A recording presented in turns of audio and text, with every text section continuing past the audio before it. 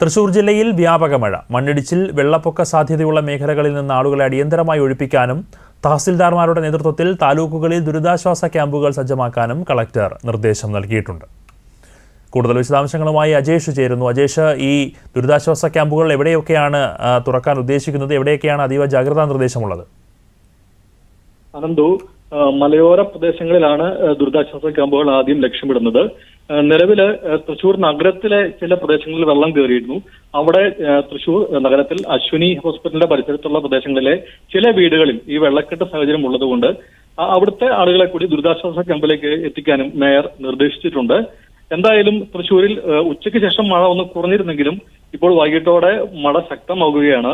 ഒരുപക്ഷെ രാത്രി ശക്തമായ മഴ ഉണ്ടായേക്കാം എന്നുള്ളൊരു നിർദ്ദേശത്തെ തുടർന്ന് എന്തായാലും അധികൃതർ കനത്ത ജാഗ്രതയിലാണ് ഇപ്പോഴുള്ളത്. അനന്തു, ശരി, വ്യക്തമാണ്. തൃശൂർ ജില്ലയിൽ വ്യാപക മഴ തുടരുകയാണ്. ഉച്ചയ്ക്ക് ശേഷം മഴ കുറഞ്ഞു നിന്നെങ്കിലും വൈകിട്ട് വീണ്ടും മഴ ശക്തമാവുകയാണ്. മണ്ണിടിച്ചിൽ, വെള്ളപ്പൊക്ക സാധ്യതയുള്ള മേഖലകളിൽ നിന്നും ആളുകളെ അടിയന്തരമായി ഒഴിപ്പിക്കാനുള്ള നിർദ്ദേശം നൽകിയിട്ടുണ്ട്. അജേഷാണ് വിശദാംശങ്ങൾ നൽകിയത്.